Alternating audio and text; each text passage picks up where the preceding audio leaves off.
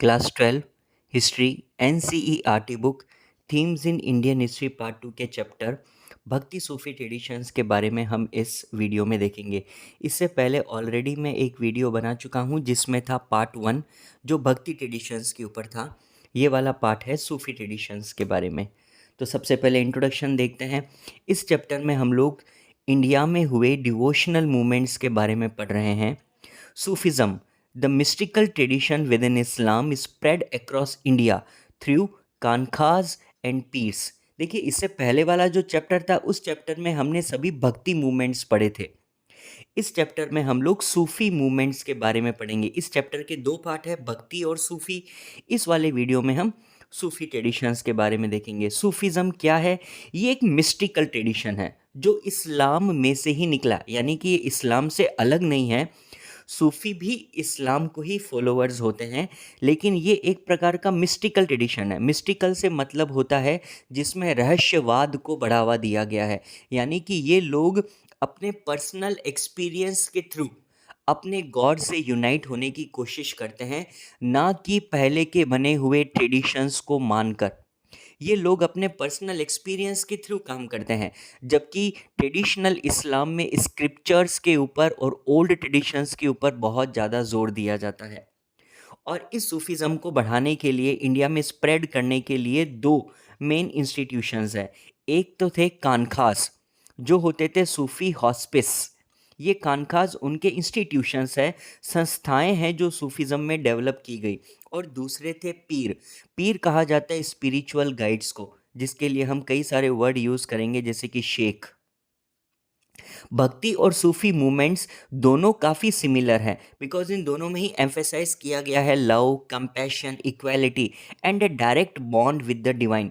भक्ति मूवमेंट्स और सूफी मूवमेंट्स की दोनों की ही एक खासियत यह है कि दोनों में ट्रेडिशनल ब्राह्मणिकल फ्रेमवर्क या फिर ट्रेडिशनल इस्लाम पर जोर नहीं दिया गया, बल्कि अपने पर्सनल एक्सपीरियंस के थ्रू गॉड को पाने की कोशिश की गई है। सबसे पहले इस चैप्टर की स्टार्टिंग में हम लोग देखेंगे कि इंडिया के कांटेक्ट विद फॉरेनर्स कैसे स्टार्ट हुए। इंडिया में आने वाले सबसे पहले फॉरेनर्स कौन थे? तो आंसर होगा कि इंडिया का कांटेक्ट फॉरेन लैंड के साथ तो बहुत पुराना है। हम इसको 2 पार्ट्स में डिवाइड कर सकते हैं। फर्स्ट है, Arab merchants visited ports along the western coast in the first millennium CE. यानी फर्स्ट मिलेनियम के दौरान इंडिया में अरब मर्चेंट्स आ चुके थे। इंडिया के वेस्टर्न कोस्ट पे वो लोग उतरे थे और फिर इंडिया में उन्होंने अपना बेस बनाया। इसके अलावा सेंट्रल एशियन पीपल भी इंडिया में आए थे, और सेंट्रल एशियन पीपल के लिए इंडिया में आने का एक ही रास्ता था, लैंड के थ्रू, और वो था नॉर्थ वेस्टर्न पार्ट से। तो ये इंडिया के नॉर्थ वेस्टर्न पार्ट की ओर से एंटर किए और फिर वहीं पे सेटल हो गए। अब इसके बाद में हम लोग डिस्कस करते हैं कि इंडिया में इस्लाम कैसे आया। अरब मर्चेंट्स और सेंट्रल एशियंस के अलावा इंडिया में इस्लाम भी आया था, और इंडिया में इस्लाम का आना 3 पार्ट्स में डिवाइड किया जा सकता है। There can be 3 phases. First phase था year number 711 AD। In 711, an Arab general named Muhammad Qasim conquered Sindh and Sindh became of the Caliph's domain। यानी कि 711 नंबर साल में एक मुस्लिम थे जिनका नाम था मोहम्मद बिन कासिम। ये इंडिया में आए। इंडिया में आकर इन्होंने सिंध को जीत लिया। अब ये भेजे गए थे खलीफा के द्वारा। तो जब इन्होंने सिंध को जीत लिया तो इंडिया का एक हिस्सा सिंध कैलिफ का डोमेन बन गया, यानी वहाँ पर खलीफा की सियासत शुरू हो गई। उसके बाद में सेकेंड फेज आया 13th सेंचुरी में। In the 13th century the Turks and Afghans established the Delhi सल्तनत। 13th सेंचुरी में इंडिया में तुर्क और अफगान एंटर हुए और इन्होंने आकर दिल्ली सल्तनत की स्थापना करी। आखिरी डायनेस्टी जिसने इंडिया में रूल किया था तुर्क और अफगानों के आने से पहले, वो थी लोधी डायनेस्टी। तो लोधी डायनेस्टी के साथ में वार हुआ, उसके बाद में मुगल्स एस्टेब्लिश हो गए, और उससे पहले 13th सेंचुरी में तुर्क और अफगान दिल्ली सल्तनत बना चुके थे। This was followed by the formation of सल्तनत in the Deccan and other parts of the subcontinent. तुर्क और अफगानों ने दिल्ली सल्तनत बसाई, उसके बाद में डेक्कन और इंडिया के दूसरे पार्ट्स में भी वो बस गए, और इस्लाम इनका एक्नॉलेज्ड रिलीजन था। तो 13th सेंचुरी में इन दिल्ली सल्तनत बसाने वाले रूलर्स के साथ ही इंडिया में इस्लाम की शुरुआत हुई। उसके कुछ वक्त बाद में 16th सेंचुरी में लोधी डायनेस्टी को हटाकर मुगल एम्पायर इंडिया में आ गया और 16th सेंचुरी के बाद में मुगल्स का रूल इंडिया में स्टार्ट हुआ। तो ये 3 फेज़ हो गई हमारे पास। अब बात करते हैं कि ये जो दिल्ली सल्तनत बसाने वाले और जो मुगल्स थे, इनका फेथ क्या था। These Muslim rulers who came to India were to be guided by the ulama. They were expected to ensure that they ruled according to the Sharia. यहाँ पे दो इम्पोर्टेंट टर्म्स हमारे लिए आते हैं, वो है उलमा एंड शारिया। ये जो मुस्लिम रूलर्स अब इंडिया पे रूल करने लगे थे 13th सेंचुरी के बाद से, इन लोगों को गाइड किया जाता है उलमा के द्वारा। अब ये उलमा कौन होते हैं? ये स्कॉलर्स होते हैं इस्लामिक स्टडीज़ के। ये वो एक्सपर्ट्स होते हैं जिनको इस्लाम के बारे में बहुत कुछ पता है, ये इस्लाम के एक्सपर्ट हैं। As preservers of this tradition, they perform various religious, judicial and teaching functions. ये जो उलमा होते हैं, ये कई प्रकार के रिलीजियस, जुडिशियल और टीचिंग फंक्शंस को परफॉर्म करते हैं और इनका काम होता है रूलर्स को गाइड करना। अब ये लोग रूलर्स को गाइड करते हैं शारिया के बेस पर। शारिया क्या होता है? शारिया एक लॉ है, एक कानून है जो मुस्लिम कम्युनिटी को गवर्न करता है। मुस्लिम कम्युनिटी को, चाहे वो दुनिया में कहीं पर भी रहे, किसी भी मुस्लिम को किस कानून के मुताबिक चलना है, ये शारिया में लिखा हुआ है। ये शारिया कैसे बना? ये शारिया 4 चीज़ों से मिलकर बना है। शारिया में सबसे पहले आता है कुरान, दूसरे नंबर पर आते हैं हादीस, जो कि प्रॉफिट के बनाए गए ट्रेडिशंस हैं।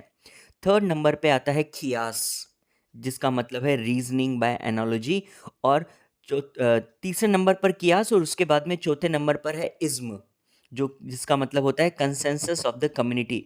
तो कुरान, हादिस, खियास और इज्म, इन चारों से मिलकर बना है शारिया। तो इंडिया में जो मुस्लिम रूलर्स हैं, उनको गाइड करते थे उलमा, और उलमा उनको किस बेस पर गाइड करते थे? शारिया के बेस पर। Next, these rulers belonged to the Muslim religion, but the subjects were not Muslim. So these Muslim rulers developed a concept of Jimmy, meaning protected. अब इंडिया में ये जो नए लोग आकर बाहर से सेटल हुए हैं, ये मुस्लिम रूलर्स हैं, इनका रिलीजन मुस्लिम है, लेकिन ये जिस सब्जेक्ट्स यानी कि जिस प्रजा को रूल कर रहे हैं, वो प्रजा तो मुस्लिम नहीं है। ऐसे में मुस्लिम रूलर्स ने इंडिया में एक कॉन्सेप्ट शुरू किया जिसे कहा जाता है जिम्मी। जिम्मी का मतलब होता है प्रोटेक्टेड, और ये एक अरेबिक वर्ड जिम्मा से लिया गया है। जिम्मा का मतलब होता है प्रोटेक्शन, वहीं से एक वर्ड बना ना जिम्मेदार, तो ये वर्ड वहाँ से लिया गया था। अब देखिए इस जिम्मी का क्या मतलब है। जिम्मी एक कॉन्सेप्ट है जो इंडिया में नहीं बल्कि पूरी दुनिया में मुस्लिम रूलर्स के द्वारा लागू किया था, और इस कॉन्सेप्ट का मतलब होता है कि जो भी ज्यूस या क्रिश्चियंस या हिंदू या फिर किसी भी रिलीजन के लोग हैं, अगर वो मुस्लिम रूल में रहते हैं, तो मुस्लिम रूलर्स का ये जिम्मेदारी होगी, उनका ये एक प्रकार से काम होगा कि वो इन नॉन मुस्लिम सब्जेक्ट्स को भी रूल करें और उनको भी प्रोटेक्ट करें। यानी कि मुस्लिम रूलर्स केवल मुस्लिम सब्जेक्ट्स को ही गाइड नहीं करेंगे, बल्कि नॉन मुस्लिम रिलीजन्स जैसे कि हिंदू, क्रिश्चियंस, ज्यूज़, इनको भी प्रोटेक्ट करेंगे, इनका भी ध्यान रखेंगे। और इस कॉन्सेप्ट के मुताबिक जिस नॉन मुस्लिम को मुस्लिम रूलर्स के द्वारा प्रोटेक्शन प्राप्त करनी है, उन्हें एक प्रकार का टैक्स देना होगा, जिसे जिसे कहा जाता है जिजिया। जिजिया टैक्स वो टैक्स है जो मुस्लिम रूलर्स ने सभी नॉन मुस्लिम्स पर लगाया था, कि अगर वो नॉन मुस्लिम होते हुए अपने फेथ को कंटिन्यू करना चाहते हैं, अपने धर्म को प्रचार प्रसार करना चाहते हैं, अपने धर्म को प्रोपेगेट करना चाहते हैं, तो उन्हें मुस्लिम रूलर्स को ये टैक्स देना पड़ेगा, जिजिया। इस टैक्स के देने के बाद में वो अपना जो भी रिलीजन है उसे फॉलो कर सकते हैं। If they pay this tax, they can gain the right to be protected by the Muslims. ये टैक्स देने के बाद में उनको ये पूरा अधिकार है कि मुस्लिम रूलर्स उनको भी प्रोटेक्ट करें। तो यहाँ से शुरुआत हुई थी जिजिया टैक्स की।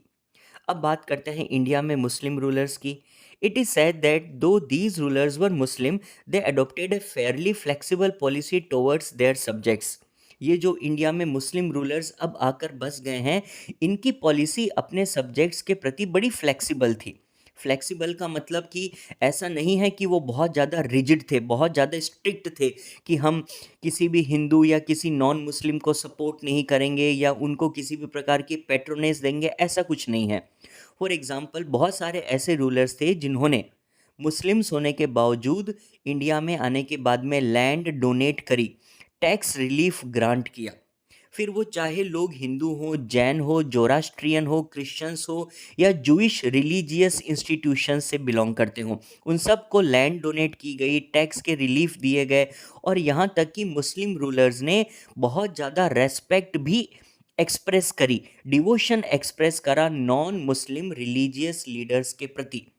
जैसे एग्जाम्पल के तौर पे यहाँ पर एक पेंटिंग दी गई है, यहाँ पर एम्परर जहांगीर है जो एक जोगी के पास में गए और जोगी को यहाँ पर रेस्पेक्ट देते हुए दिख रहे हैं। इसके हमारे पास में दो एग्जाम्पल और है, जैसे अकबर और औरंगज़ेब। कहते हैं कि एक बार अकबर ने एक फरमान जारी करा, फरमान का मतलब होता है इंपीरियल ऑर्डर, 1598 में जारी करा, जिसके तहत उन्होंने गुजरात में एक प्लेस है खम्बाट, वहाँ के जो डिग्निटरीज थे उनको एक स्ट्रिक्ट ऑर्डर दिया कि कुछ क्रिश्चियंस वहाँ पर एक चर्च ओपन करना चाहते हैं। और ये कहाँ से आए थे क्रिश्चियंस? ये होली सोसाइटी ऑफ जीसस से बिलोंग करते थे। इन्होंने अकबर से रिक्वेस्ट करी कि आप हमें एक लेटर लिख के दो, हम गुजरात में चर्च बनाना चाहते हैं, तो गुजरात के जो लोकल रूलर्स हैं वो हमारे काम में किसी भी प्रकार से बाधा पैदा ना करें। तो अकबर ने ऑर्डर जारी करा गुजरात खम्बाट के लोकल रूलर्स को कि वो इन लोगों के रास्ते में ना आए, इनको पूरी तरीके से सपोर्ट करें और इनको वहाँ पर अपने हिसाब से चर्च बनाने दें। इससे कुछ हद तक उस अकबर की रिलीजियस टॉलरेंस के बारे में पता चलता है। और एक एग्जाम्पल है औरंगज़ेब का। कहते हैं औरंगज़ेब ने एक बार एक cloth for the cloak and some of 25 rupees, कहते हैं औरंगज़ेब ने एक बार एक क्लोक यानी कि एक प्रकार का पहनने का वस्त्र और 25 रुपीज़ भेजे थे। किसको? एक गुरु थे जिनका नाम था गुरु आनंदनाथ, जिनको कहा गया है जोगी शिव मूरत गुरु आनंदनाथ। उनको औरंगज़ेब ने अपनी ओर से एक वस्त्र और 25 रुपीज़ भेजे टू शो हिज रेवरेंस, उनके प्रति श्रद्धा का भाव दिखाने के लिए। तो ये दो एग्जाम्पल्स बताते हैं कि किस प्रकार रूलर्स भले ही मुस्लिम थे लेकिन इंडिया में उन्होंने नॉन मुस्लिम सब्जेक्ट्स के प्रति भी रेस्पेक्ट शो करी। नेक्स्ट आते हैं हम लोग इस्लाम के ऊपर, the popular practice of Islam. यहाँ पर एक क्वेश्चन है, name the 5 pillars of faith in Islam. इस्लाम के 5 पिलर्स जो इस्लाम को गाइड करते हैं, वो 5 पिलर्स क्या है? देखिए, पहली बात, there is one God Allah and prophet Mohammad is his messenger. चाहे दुनिया में कहीं पर भी कोई भी मुस्लिम रहे, अगर वो इस्लाम का फॉलोअर है तो उसको इन 5 बातों को मानना होगा। पहली बात उसे माननी है जिसे हम कहते हैं शाहदा। इसका मतलब इस दुनिया में एक ही गॉड है अल्लाह, और प्रॉफिट मोहम्मद उस अल्लाह के मैसेंजर यानी कि दूत है। सेकंड, नमाज या फिर सलात, इसका मतलब होता है offering prayers 5 times a day. हर मुस्लिम को दिन में 5 बार नमाज अदा करनी है। थर्ड, ज़कात, जिसका मतलब होता है गिविंग आल्म्स। हर मुस्लिम को अपनी क्षमता के अनुसार दान करना है। फोर्थ, स्वाम, जिसका मतलब होता है कि रमज़ान के महीने में हर मुस्लिम को फास्टिंग करनी है। फास्टिंग करने का मतलब उसको रमज़ान में रोज़े रखने हैं। और फिफ्थ पॉइंट, हज, यानी कि हर एक मुस्लिम को पिलग्रिमेज टू मक्का करना है, उसको अपनी लाइफ में कम से कम एक बार मक्का की यात्रा करनी है। तो ये 5 पिलर्स हैं, ये यूनिवर्सल फीचर्स है इस्लाम के। यूनिवर्सल फीचर्स का मतलब चाहे मुस्लिम इस दुनिया में कहीं पर भी क्यों न रहे, उसको ये पांचों चीज़ें फॉलो करनी पड़ेगी अगर वो अपना फेथ इस्लाम में रखता है। Next, diversities in the practice of इस्लाम। ये बहुत इंपॉर्टेंट क्वेश्चन है इस बार के लिए। ये क्वेश्चन कहता है, how can we say that the universal features of Islam were often overlaid with diversities in practice due to local traditions. अब ये जो इस्लाम के यूनिवर्सल फीचर्स हमने अभी तक पढ़े, ये इंडिया में भी लागू होते हैं क्योंकि इंडिया में भी मुस्लिम्स आ गए थे, लेकिन इन यूनिवर्सल फीचर्स में अक्सर डाइवर्सिटी देखी गई इंडिया में। क्यों? क्योंकि ये जो इस्लाम के फॉलोअर्स थे इंडिया में, उन्होंने लोकल ट्रेडिशंस को भी अपना लिया। अब लोकल ट्रेडिशंस इन यूनिवर्सल फीचर्स के साथ में मिक्स हो गए, यानी कि फॉलो तो उनको वही यूनिवर्सल फीचर्स करने हैं, लेकिन इंडिया में लोकल ट्रेडिशंस के साथ में वो मिक्स हो गए। इस वजह से उनमें थोड़ा सा चेंज देखा गया। जैसे एग्जाम्पल के तौर पे देखिए क्या बताया गया है, the universal features of Islam were often overlaid with diversities in practice due to the following reasons. सबसे पहले हम रीज़न की बात करते हैं। क्या वजह है कि इस्लाम की प्रैक्टिस में कई प्रकार की विविधता देखी जा रही थी इंडिया में? पहला रीजन है सेक्टेरियन एफिलिएशंस, यानी इंडिया में जो मुस्लिम्स थे या फिर कहीं पर भी अगर मुस्लिम्स होते हैं तो वो अलग अलग सेक्ट के हो सकते हैं। एफिलिएशन का मतलब जुड़ाव, हो सकता है कि वो शिया सेक्ट से बिलोंग करते हो या फिर सुन्नी सेक्ट से बिलोंग करते हो। जितने भी मुस्लिम्स हैं उनको दो भागों में बांटा जा सकता है, शिया और सुन्नी। शिया और सुन्नी दोनों ही प्रकार के मुस्लिम्स में कुछ हद तक डाइवर्सिटी देखी जाती है प्रैक्टिस की। Second point, influence of local customary practices of converts. India में स्टार्टिंग में कोई मुस्लिम थे ही नहीं, यहाँ पर तो मुस्लिम रूलर्स बनकर बाहर से आए थे और इंडिया में ज़्यादातर लोगों ने अपना धर्म परिवर्तन करके मुस्लिम धर्म को अपना लिया था। यानी कि ये सभी लोग रिलीजियस कन्वर्ट्स थे, इन्होंने इस्लाम को बाद में अपनाया, पहले ये इंडियंस ही रहे होंगे, हिंदू ही रहे होंगे। तो ऐसे में उनकी जो लोकल कस्टमरी प्रैक्टिस है वो कस्टमरी प्रैक्टिस अभी भी वो फॉलो किए जा रहे थे। अब वो मुस्लिम बन चुके हिंदू से, लेकिन उसके बावजूद अपनी पुरानी लोकल कस्टमरी प्रैक्टिस उनसे छूट नहीं रही थी। तो इस वजह से इंडिया में मुस्लिम्स हैं लेकिन उसके बावजूद या तो वो शिया सुन्नी में बंटे हुए हैं या फिर लोकल कस्टमरी प्रैक्टिस उनकी अभी भी पुरानी चालू है। इस वजह से इस्लाम के यूनिवर्सल फीचर्स से वो कुछ चीज़ें अलग करते थे। जैसे यहाँ पर कुछ एग्जाम्पल बताए गए हैं। पहला एग्जाम्पल है खोजास का। ये खोजा कौन होते हैं? ये एक प्रकार का ब्रांच है जो इस्माइलीज से निकला है, जो कि शिया सेक्ट से बिलोंग करते हैं। यानी शिया में होते हैं इस्माइलीज, इस्माइलीज में से एक ब्रांच निकला खोजा। अब ये जो खोजा लोग हैं ये पहले हिंदू थे, बाद में इन्होंने कन्वर्ट होकर मुस्लिम धर्म अपना लिया। तो ऐसे में मुस्लिम धर्म अपनाने के बाद में ये कुरान पढ़ने लगे, लेकिन कुरान को प्रीच करते वक्त ये लोग एक वर्ड यूज़ करते थे, गिनान। गिनान वर्ड बनता है ज्ञान से, जिसका मतलब होता है नॉलेज। अब ये तो संस्कृत का वर्ड है, लेकिन ये लोग कुरान की प्रीचिंग में ये वर्ड यूज़ करने लगे।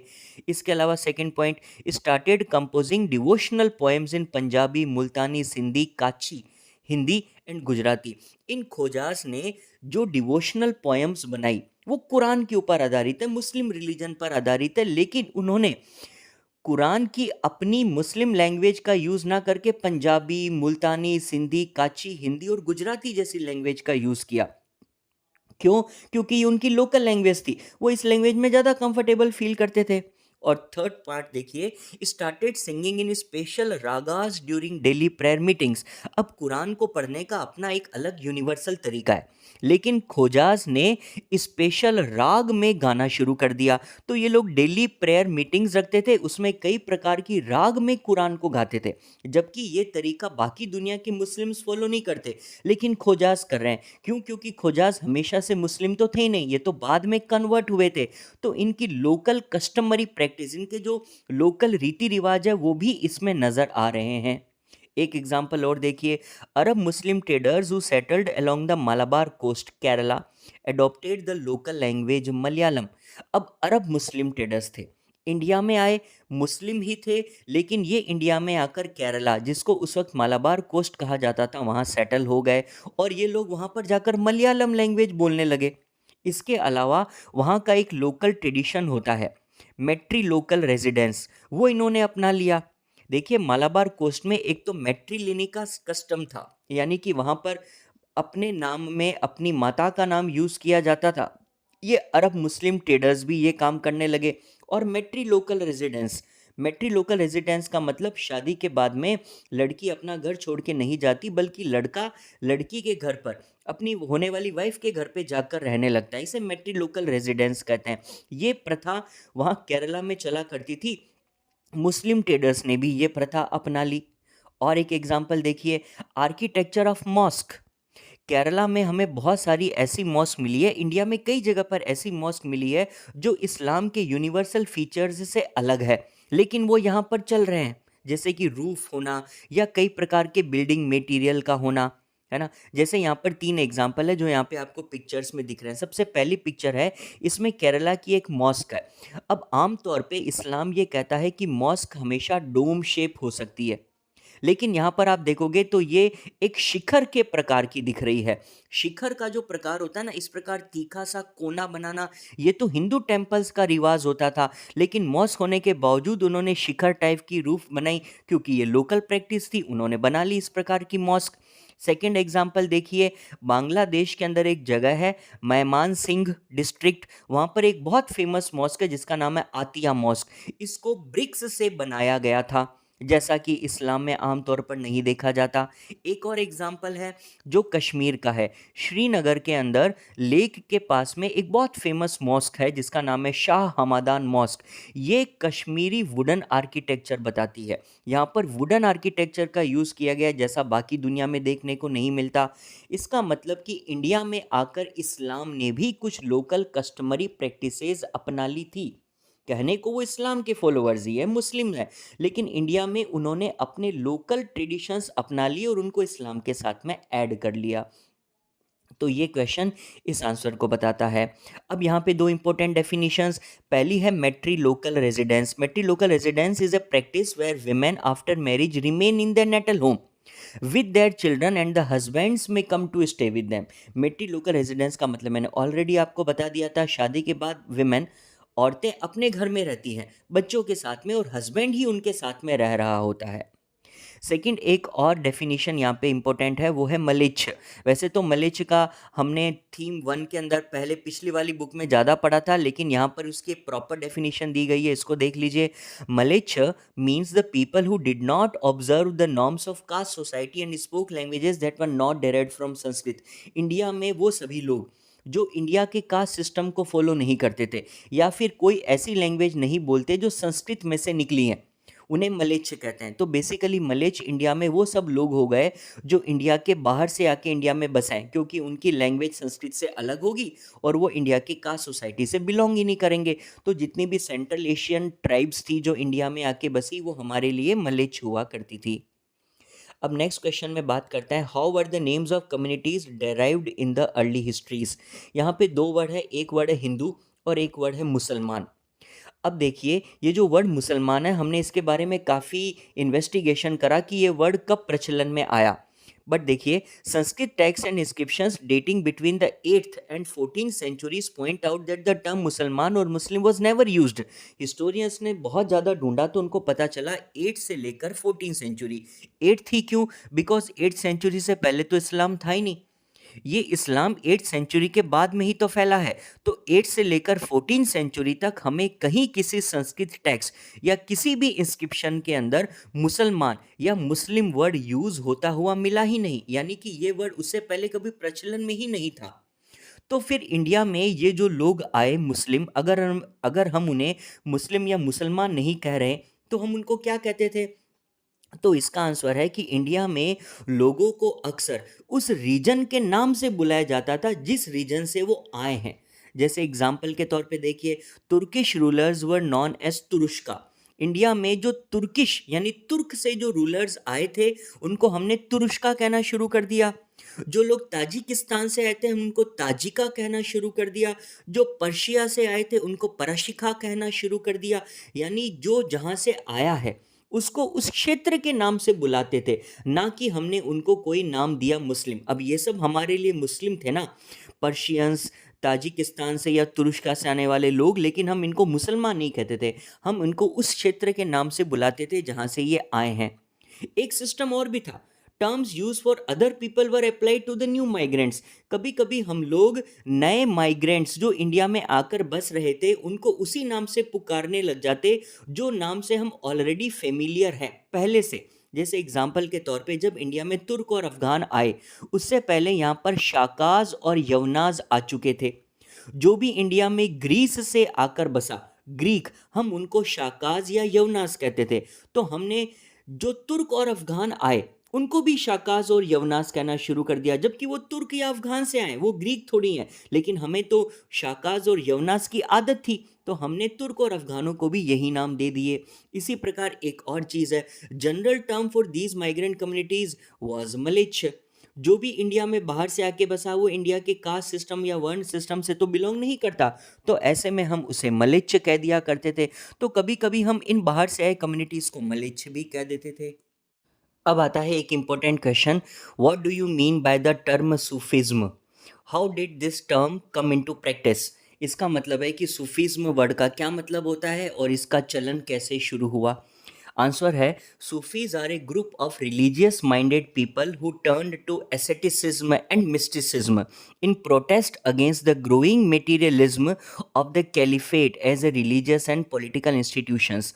इसका मतलब पहले इस्लाम में कैलिफेट का सिस्टम चला करता था, लेकिन कुछ रिलीजियस माइंडेड पीपल थे, कुछ बहुत ही धार्मिक लोग थे जिनको ये लगता था कि कैलिफेट दिन प्रतिदिन मेटीरियलिस्ट होता जा रहा है। जो खलीफा है और उनका जो सिस्टम है वो मेटीरियलिस्टिक हो रहा है, वो ज़्यादा से ज़्यादा ऐशो आराम और शौक मौज से रहने लगे हैं। एक रिलीजियस और पॉलिटिकल इंस्टीट्यूशन होने के नाते इस मेटीरियलिज्म से नाराज़ होकर उन लोगों ने एक अलग ही पंथ शुरू कर लिया। उन्होंने इस्लाम नहीं छोड़ा, लेकिन इस्लाम के अंदर ही रहते हुए उन्होंने अपना एक नया पंथ शुरू किया। और उनका मानना था कि वो इस पंथ को कैसे चलाएंगे, एसेटिसिज्म यानी तपस्या करके, एंड मिस्टिसिज्म। मिस्टिसिज्म का मतलब होता है रहस्यवाद, यानी कि उन लोगों का ये मानना था कि अगर आप तपस्या करो तो आप गॉड से यूनाइट हो सकते हो, और उसके लिए आपको किसी खलीफा या किसी स्क्रिप्चर की ज़रूरत नहीं है। आप अपने लव, अपने डिवोशन के जरिए गॉड से यूनाइट कर सकते हो अपने पर्सनल एक्सपीरियंस के थ्रू। आपको किसी और की गाइडेंस की ज़रूरत भी नहीं है। ऐसे लोग सूफ़ी कहलाए, जो कैलिफेट से अलग होकर अपना एक पंथ बना रहे थे। अब बात करते हैं कि ये टर्म प्रैक्टिस में कैसे आया। तो एक्चुअली सूफिज़्म का यूज़ तो कभी 19 सेंचुरी से पहले था ही नहीं। ये वर्ड तो एक इंग्लिश वर्ड है जिसको 19 सेंचुरी में कॉइन किया गया था। तो इससे पहले जितने भी इस्लामिक टेक्स्ट है जिनमें सूफियों के होने का सबूत मिलता है, उनमें सूफीज़ के लिए क्या वर्ड यूज़ किया गया था, तो वो वर्ड था तसव्वुफ़। उस वक्त सूफियों के लिए वर्ड यूज़ किया जाता था तसव्वुफ़, बाद में ये बन गए सूफ़ी। अब ये वर्ड आया कहाँ से सूफ़ी, तो इसके बारे में कई बातें कही जाती है। जैसे फर्स्ट हो सकता है कि वर्ड आया हो सुफ से। सुफ का मतलब होता है वुल, ऊन। क्योंकि ये जो सूफी हुआ करते थे ये एक प्रकार का कोएर्स यानी मोटा वुलन क्लोथ पहनते थे, इसीलिए हो सकता है इस वुलन क्लोथ को सूफ कहते हो, तो उससे इनका नाम पड़ गया होगा सूफी। या फिर हो सकता है सूफी वर्ड बना होगा सफ़ा से।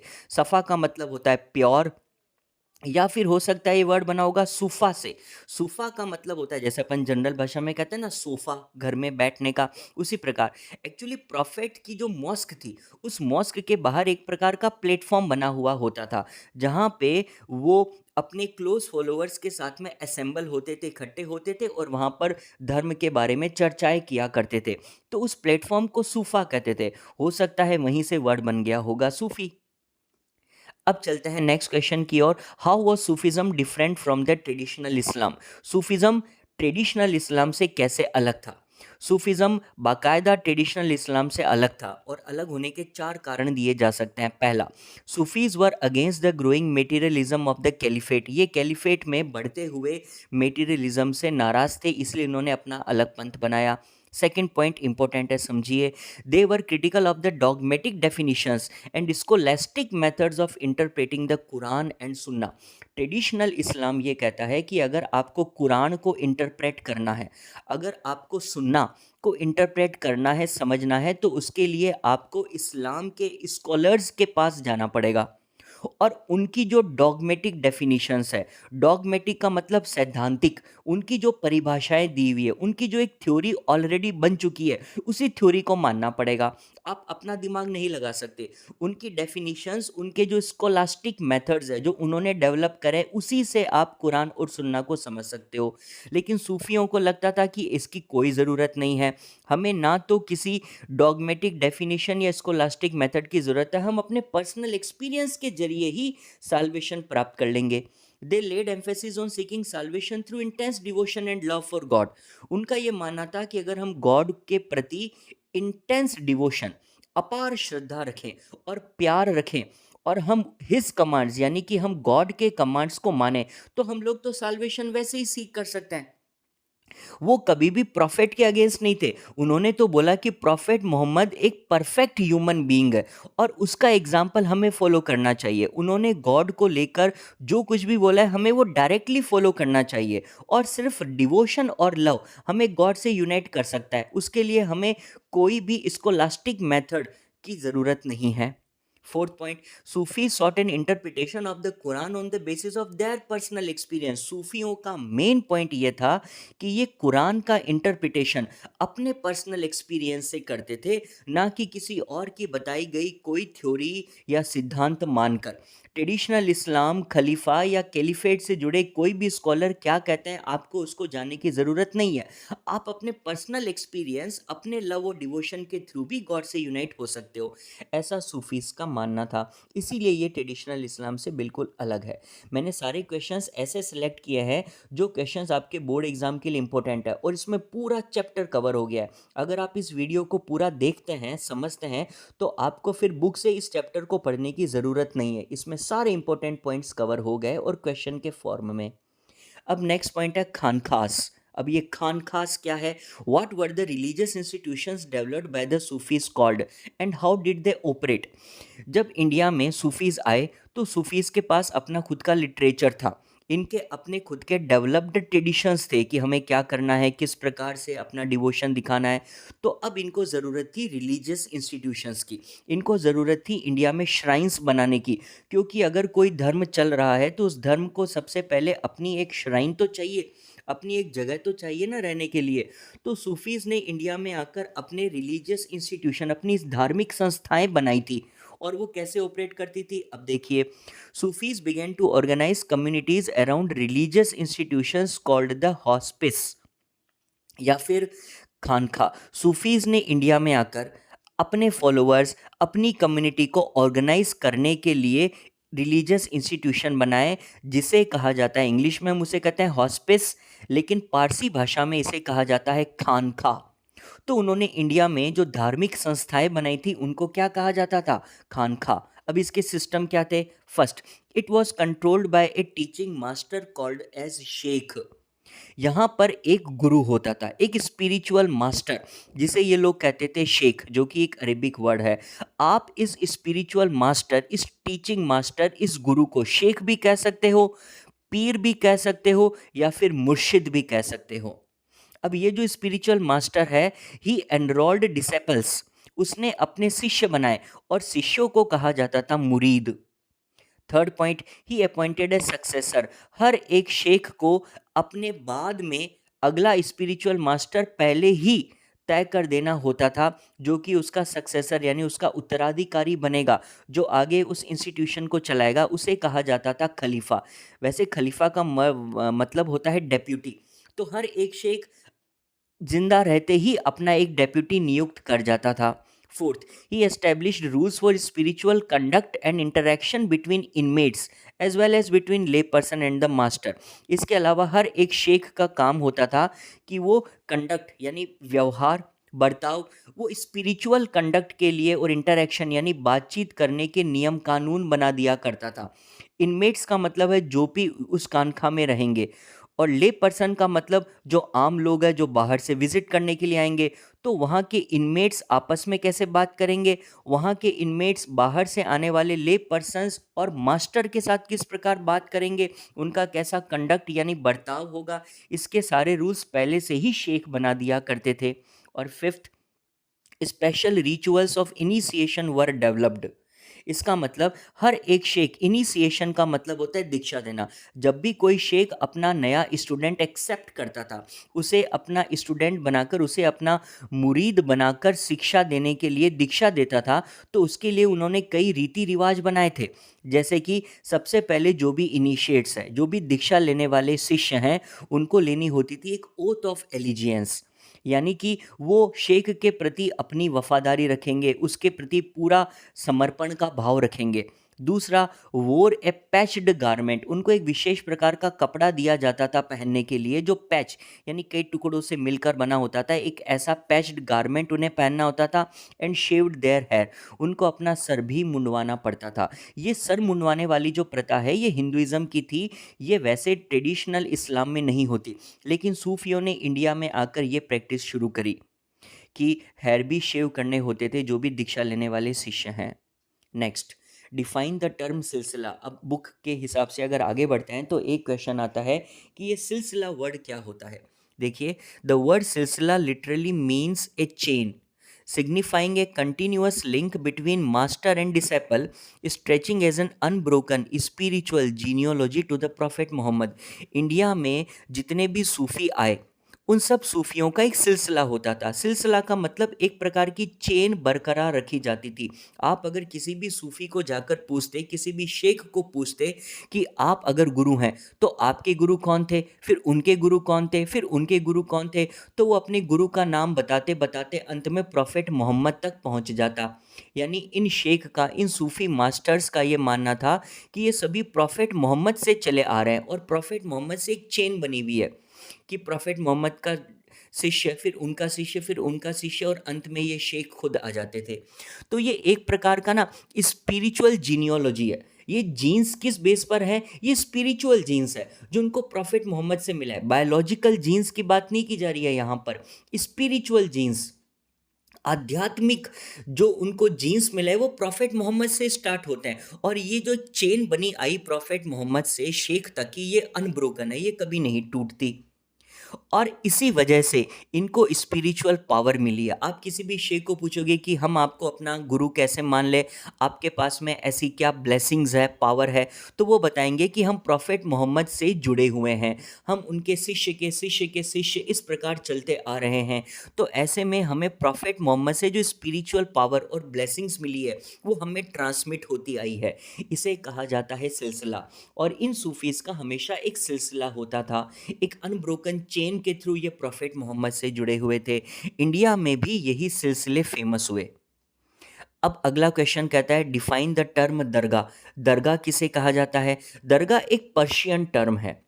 It's meaning is tomb shrine, यानी कि जब भी कोई सूफी संत या शेख मर जाता था तो उसके मर जाने के बाद में जो उसकी कब्र होती थी उसके ऊपर एक टूम्ब श्राइन बना दी जाती थी, उसकी कब्र के ऊपर, जिसको दरगाह कहा जाता था। और जो भी शेख के फॉलोअर्स होते थे वहाँ पर डिवोशन, अपनी श्रद्धा भाव दिखाने के लिए जाते थे। यानी किसी भी शेख के मर जाने पर उसकी कब्र पर जो स्ट्रक्चर बनाया जाता था उसे दरगाह कहा जाता है। Next question, define the term zikr and sama which are integral to the Sufi tradition. India में जो सूफीज फेमस हुए थे उन सभी सूफीज की एक खास ट्रेडिशन हुआ करती थी, एक खास रिवाज जो फॉलो करते थे, और वो था जिक्र और समा। ट्रेडिशनल इस्लाम से अलग इन्होंने अपना एक सिस्टम बनाया जिसको हम लोग कहते हैं जिक्र। जिक्र का मतलब होता है भगवान का जिक्र करना, यानी गॉड के नेम रिसाइट करना, भगवान का नाम जपना। और समा का मतलब होता है ऑडिशन, यानी एक प्रकार से म्यूजिक बजाना। हम कहते हैं ना समा बांधना। तो जितने भी सूफी थे एक तो भगवान का नाम रिसाइट करते रहते थे, चैंटिंग करते थे गॉड के नेम की, और दूसरा ये लोग म्यूजिक के जरिए अपने गॉड को प्राप्त करना चाहते थे। तो समा में यानी म्यूजिक में तो इन्होंने कई प्रकार के लोकल लैंग्वेजेस को अपनाया और जिक्र अपने खुदा का करते थे। तो ऐसे में सूफियों ने इंडिया में जिक्र, भगवान का नाम लेना, और समा यानी कि एक प्रकार का म्यूजिकल परफॉर्मेंस देने का सिस्टम शुरू किया था। Next question, define the term जियारत। सूफियों से जुड़ा एक और वर्ड है जियारत करना। जियारत क्या होता है? देखिए, ziyarat is a practice of pilgrimage to sheikh's grave. जब भी किसी कानखा के शेख की मृत्यु हो जाती थी तो उनकी जो कब्र होती थी उसके ऊपर दरगाह बनाई दी जाती थी।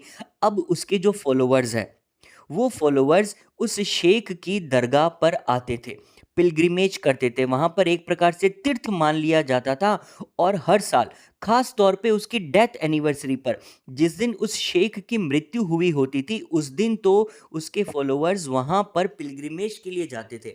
तो किसी भी शेख की कब्र पर जब तीर्थ यात्रा के लिए मुस्लिम्स जाते हैं तो उसे जियारत करना कहते हैं। अब ये जो एनिवर्सरी है इसको मुस्लिम्स की भाषा में उर्स भी कहा गया है। वैसे तो उर्स का मतलब होता है मैरिज एनिवर्सरी, लेकिन चूंकि उस दिन उस सूफी की, उस संत की आत्मा गॉड से यूनाइट हो गई थी इसलिए उसको भी उर्स कहा जाता है। तो उर्स पर शेख की दरगाह पर जाकर मत्था टेकने को जियारत कहा जाता है। और ऐसा माना जाता था कि डेथ हो जाने पर वो शेख की जो सोल है, उसकी आत्मा है, वो अल्लाह से जाकर यूनाइट हो गई है। ऐसे में लोग उसकी डेथ एनिवर्सरी पर जरूर जाते हैं उसकी ब्लेसिंग्स लेने के लिए। और ब्लेसिंग्स किस प्रकार की, मटेरियल भी हो सकती है और स्पिरिचुअल बेनिफिट्स के लिए भी हो सकती है। यानी आप कोई मटेरियल चीज़ भी मांग सकते हो और आप कोई आध्यात्मिक ब्लेसिंग मांगने के लिए भी जा सकते हो। Also, part of ziyarat is the use of music and dance, including mystical chants performed by specially trained musicians or qawwals to evoke divine ecstasy. जब भी लोग उर्स पर जियारत करने के लिए जाते हैं, किसी शेख की कब्र पर मत्था टेकने के लिए जाते हैं उर्स पर, तो वहाँ पर म्यूज़िक का यूज़ किया जाता है और वहाँ पे म्यूज़िक एंड डांस होता है। और ये करते हैं कुछ खास लोग जिन्हें कहा जाता है कव्वाल। कव्वाल वो होते हैं जो ज़ियारत के वक्त आए हुए फॉलोअर्स के लिए कव्वालियाँ गाते हैं और वहाँ पर बहुत म्यूज़िक का यूज़ किया जाता है और बड़े धूम धमाके से वहाँ पर कव्वालियाँ गाई जाती है। ये एक तरीका है जो सूफीस ने डेवलप करा था। तो हर साल उर्स पर ज़ियारत के लिए आए लोग इन सूफियों की कव्वालियों को सुनते हैं जो उनके लिए डिवाइन एक्सटेसी, उन्हें बहुत खुशी, उन्हें परम आनंद की अनुभूति करवाती है। Next, define the term call. ये एक वर्ड है जो काफ़ी यूज़ किया जाता है। ये कॉल क्या है? देखिए, कॉल एक अरेबिक वर्ड है जिसका मतलब होता है सेइंग, यानी कहावत। और ये कॉल एक प्रकार का हिम है, यानी कि एक प्रकार का श्लोक है या दोहा है जो किसी भी कव्वाली के शुरुआत में और अंत में गाया जाता है। जब भी सूफ़ी समा करते हैं तो कव्वालियाँ गाते हैं और हर कव्वाली के शुरुआत में और अंत में एक दोहा बोला जाता है जिसे कॉल कहते हैं। और फिर इस कॉल के बाद में सूफ़ी पोएट्री स्टार्ट हो जाती है। जो भी कव्वाल ये गाते हैं ना, ख़ास तौर पे ये कव्वाल कहाँ के फेमस है? शेख निज़ामुद्दीन औलिया की दरगाह के। जो दिल्ली में शेख निज़ामुद्दीन औलिया की दरगाह है, वहाँ पर ये कॉल गाने का सिस्टम तो बहुत फेमस है। इस ट्रेडिशन को शुरू करने वाले व्यक्ति का नाम था अमीर खुसरो, जो कि एक ग्रेट पोएट थे, एक म्यूजिशियन थे और शेख निज़ामुद्दीन औलिया के शिष्य थे। उन्होंने ये कॉल लिखने शुरू किए और आज भी शेख निज़ामुद्दीन औलिया की दरगाह में जब कोई कव्वाली गाई जाती है तो पहले कॉल से उसकी शुरुआत की जाती है। और ये कॉल अमीर खुसरो के लिखे थे, जिनकी एक इमेज भी यहाँ पर आपको दी गई है। नेक्स्ट, इस्लाम से ही जुड़े कुछ और वर्ड है, वो है वाली। वाली क्या होता है? वाली एक्चुअली प्लूरल है औलिया। वाली का मतलब होता है फ्रेंड ऑफ गॉड, जो भगवान का, जो उनके अल्लाह का दोस्त है उसे वाली कहा जाता है। कोई भी ऐसा सूफ़ी जो ये कहता है कि उसकी अल्लाह से प्रॉक्सिमिटी यानी कि नज़दीकी है, उसे वाली कहते हैं। और अगर आप वाली से मिलोगे, आप अगर वाली की ब्लेसिंग्स लेने जाओगे तो आपको क्या मिलेगा? आपको अल्लाह की ग्रेस यानी कि बरकत मिलेगी। और वाली मिरेकल्स परफॉर्म कर सकता है, यानी करामात कर दिखा सकता है। तो वो सूफ़ी जो ये क्लेम करते थे कि वो अल्लाह से बहुत नज़दीक हैं, उनके मन में अल्लाह बसता है, उन्हें वाली कहा गया, क्योंकि उनके दर्शन करने से आपको बरकत मिलती थी और आपके जीवन में करामात हो सकते थे। नेक्स्ट, हु वर बेशारिया। बेशारिया वर्ड का क्या मतलब होता है? कुछ ऐसे मिस्टिक्स थे who attempted a radical interpretation of Sufi ideals. कुछ ऐसे सूफीज हुए जिन्होंने सूफिज्म से भी अलग अपना एक पंथ निकाला। जिस प्रकार इस्लाम से निकलकर सूफी बने थे, सूफी में से भी कुछ लोग थे जिन्होंने और ज़्यादा ही रेडिकल इंटरप्रिटेशन कर लिया सूफी आइडियल्स का। ये लोग बाकी सूफियों से अलग रहते थे। ये कानखास को इस्कॉन करते थे। इन्होंने कानखा का तिरस्कार किया, कानखा में रहना छोड़ दिया और मेंडिकेंसी का रास्ता अपनाया। मेंडिकेंसी का मतलब ये भिक्षुक का जीवन जीने लगे और सेलिबेसी यानी ब्रह्मचर्य का ऑब्जर्व किया। यानी कुछ ऐसे सूफी मिस्टिक्स थे जो सूफियों से अलग होकर अपनी एक और ब्रांच बना लेते हैं, जिसमें वो केवल भिक्षुक रहेंगे और सेलिबेसी को ऑब्जर्व करेंगे। इन लोगों ने शारिया को भी मानने से मना कर दिया था। इन्होंने एक्सट्रीम फॉर्म्स ऑफ एस्केटिसिज्म यानी घोर तपस्या का रास्ता चुना। इन लोगों को बेशारिया कहा जाता है क्योंकि ये लोग डेलिबरेट डिफायंस कर रहे थे। डेलिबरेट का मतलब जानबूझकर और डिफायंस का मतलब होता है अवज्ञा, मानने से मना कर देना। ये लोग शारिया को मानने से मना कर रहे थे, इसीलिए उन लोगों को बेशारिया बोला गया। जैसे शर्म का ऑपोजिट होता है बेशरम, इसी प्रकार शारिया का ऑपोजिट बेशारिया, तो बे लगाकर हमने इसका ऑपोजिट बना दिया। इन लोगों को, ये जो सूफीज में से निकले थे, इनके लिए वर्ड यूज़ किए जाता है कलंदर या मदारी या मलंग या हैदरी। ये लोग सूफीज़्म में से ही निकले, लेकिन चूंकि शारिया के ओपनली डिफाइंस करते थे इसलिए इनको बेशारिया कहा जाता था। और जो सूफी शारिया को मानते थे उन्हें कहा जाता था बाशारिया। तो ये डिफरेंस हो गया बाशारिया और बेशारिया के बीच। अब अगला क्वेश्चन कहता है इन सूफी सिलसिला का नाम कैसे पड़ता है। जैसे हमने बोला इंडिया में तो बहुत सारे सूफी सिलसिला थे, इनका नाम कैसे पड़ा। Most Sufi सिलसिलाज were named after a founding figure. बड़ा सिंपल सा कॉन्सेप्ट है, जो भी फाउंडिंग फिगर है, जो भी किसी सिलसिला की शुरुआत कर रहा है उसके नाम पर उस सूफी सिलसिला का नाम पड़ जाता था। जैसे कि एक सूफी थे जिनका नाम था शेख अब्दुल कादिर जिलानी, उन्होंने अपना सिलसिला शुरू करा तो उसका नाम पड़ गया कादिरी ऑर्डर। कभी कभी कुछ सिलसिला का नाम प्लेस ऑफ ओरिजिन के नाम पर भी पड़ जाता था कि वो कहाँ से ओरिजिन हुआ है, कहाँ से शुरू हुआ। जैसे कि अफगानिस्तान में एक जगह है चिश्त, वहाँ से एक सिलसिला शुरू हुआ, वहाँ से सूफियों का एक पंथ शुरू हुआ। चूंकि वो चिश्त से इंडिया आए थे इसलिए उनका नाम पड़ गया चिश्ती सिलसिला। तो इसीलिए कभी कभी किसी सिलसिला का नाम वो जिस जगह से आए उस जगह के नाम पर पड़ जाता था और कभी कभी उसके फाउंडिंग फिगर के नाम पर पड़ जाता था। इंडिया में सबसे ज़्यादा फेमस हुआ था यही चिश्ती सिलसिला। इस चिश्ती सिलसिला के जितने भी गुरु थे वो इंडिया में सबसे ज़्यादा फेमस हुए। और यहाँ पर देखिए आपको ऐसे ही 5 सूफी टीचर्स के नाम बताए गए हैं जो चिश्ती सिलसिला से बिलोंग करते थे। और इंडिया में इन्होंने अपनी इंस्टीट्यूशंस बनाए, खानका बनाए और इनकी दरगाह आज सबसे ज़्यादा फेमस है। पहले सूफ़ी टीचर थे शेख मोइनुद्दीन चिश्ती या चिश्ती, इनकी दरगाह अजमेर राजस्थान में है। एक ऐसे ही थे ख्वाजा कुतुबुद्दीन बख्तियार काकी, जिनकी दरगाह दिल्ली में है। एक थे शेख फरीदुद्दीन गंज शकर, जिनकी दरगाह पाकिस्तान अजोधन में है। ये एक ही ऐसी दरगाह है जो आज पाकिस्तान में है, बाकी चारों इंडिया में है। और इंडिया में भी 3 दरगाह तो केवल दिल्ली में है, एक कुतुबुद्दीन बख्तियार काकी, एक शेख निज़ामुद्दीन औलिया और एक शेख नसीरुद्दीन चिरागे दिल्ली। ये 3 दरगाह दिल्ली में है, एक राजस्थान के अजमेर में है और एक पाकिस्तान के अजोधन में है। अब अपन आगे पढ़ेंगे द लाइफ इन ए चिश्ती खानका। हम यहाँ पर शेख निज़ामुद्दीन औलिया जो कि दिल्ली में एक बड़ी फेमस दरगाह है उसका एग्जाम्पल लेंगे और ये समझेंगे कि इस दरगाह में रहने वाले सूफियों का जीवन कैसा होता था। Sheikh Nizamuddin's hospice was built around 14th century on the banks of the river Yamuna in Ghiaspur on the outskirts of Delhi. Sheikh Nizamuddin औलिया की जो हॉस्पिस यानी कि खानका है उसको 14 सेंचुरी के आसपास बनाया गया था और ये दिल्ली के आउटस्कर्ट्स यानी दिल्ली के बाहर की ओर एक इलाका है जिसका नाम था घियासपुर। वहाँ पर यमुना नदी के किनारे बनाई गई थी। तो दिल्ली के बाहर घियासपुर यमुना नदी के किनारे ये दरगाह बनी थी और इसके खास खास फीचर्स क्या थे देखिए।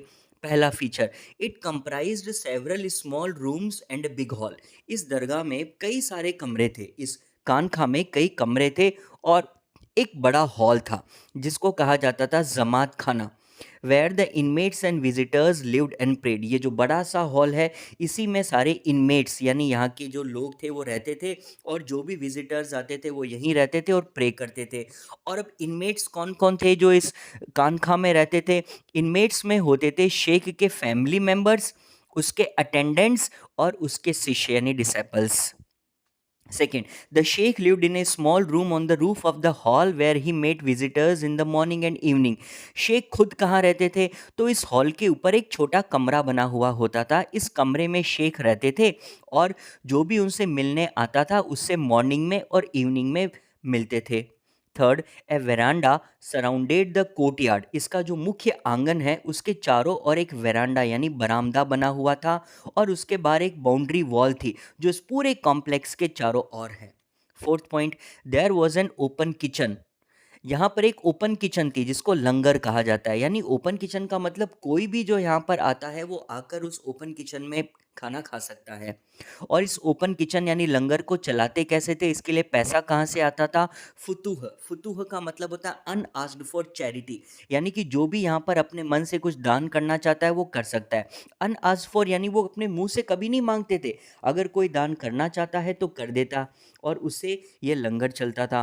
From morning till late night people from all walks of life, सुबह से लेकर देर रात तक यहाँ पे हर प्रकार के लोग आया करते थे, फिर वो चाहे सोल्जर्स हैं, कोई स्लेव्स नौकर गुलाम हैं, singers merchants poets travellers, rich है चाहे पुअर है, चाहे वो फिर कोई हिंदू जोगी है या कलंदर है। कुछ लोग यहाँ पे डिसाइपलशिप यानी शिष्य बनने के लिए आते थे औलिया के, कुछ आते थे एम्यूलेट्स लेने के लिए। एम्यूलेट का मतलब होता है ताबीज़, अगर उन्हें कोई बीमारी या कोई परेशानी है तो उसको ठीक करने के लिए, उसको हील करने के लिए ताबीज़ यानी एम्यूलेट्स लेने आते थे। और कुछ लोग यहाँ पर केवल इंटरसेशन के लिए आते थे। इंटरसेशन का मतलब होता है शेख से जाकर कोई मन्नत मांगना, उनसे कोई दुआ करना कि हमारा ये काम हो जाए, क्योंकि हम मानते थे कि शेख तो खुद अल्लाह के बहुत क्लोज है, तो ऐसे में लोग जाकर शेख से मांगते थे और शेख उनकी मुरादें पूरी किया करते थे। तो ऐसे में कुछ लोग इंटरसेशन के लिए भी आते थे। अब नेक्स्ट क्वेश्चन कहता है कि शेख निज़ामुद्दीन की कानखा में कुछ बड़े फेमस विजिटर्स भी गए हुए हैं, उनके क्या नेम्स हैं?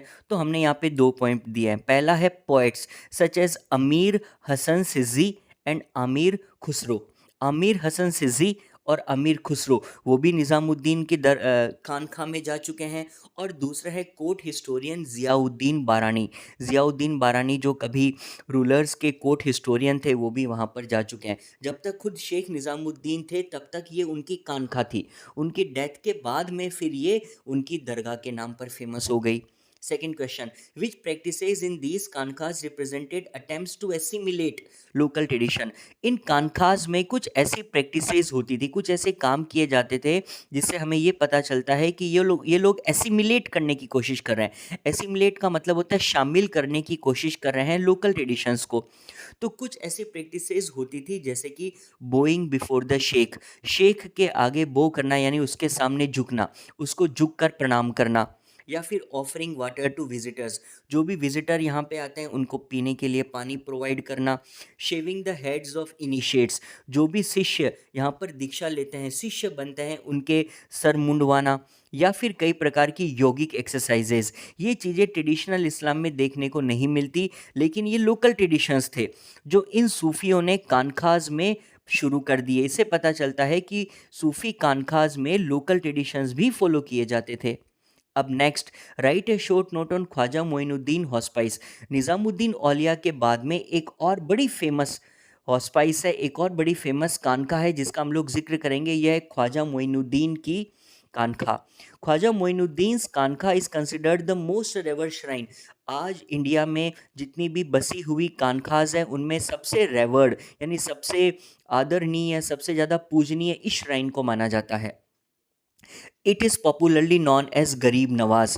ख्वाजा मोइनुद्दीन जो जिनकी दरगाह आज अजमेर में है, उनको गरीब नवाज के नाम से जाना जाता था। गरीब नवाज यानी comforter of the poor. Khwaja Moinuddin की जो दरगाह है ये 14th सेंचुरी में बनाई गई है। It was evidently popular because of the austerity and piety of the sheikh. ये क्यों इतनी फेमस है? क्योंकि यहाँ के जो शेख थे ख्वाजा मोइनुद्दीन, उनकी पाइटी, उनकी धार्मिकता बहुत ज़्यादा थी, उनकी ऑस्टोरिटी बहुत ज़्यादा थी। और उनके बाद में जो उनके स्पिरिचुअल सक्सेसर हुए, उनके बाद में जो और बाद में शेख बने या वहाँ पर मास्टर्स बने, उनकी भी बहुत ग्रेटनेस थी। और यहाँ तक कि ख्वाजा मोइनुद्दीन को तो रॉयल पेट्रोनेज भी प्राप्त था।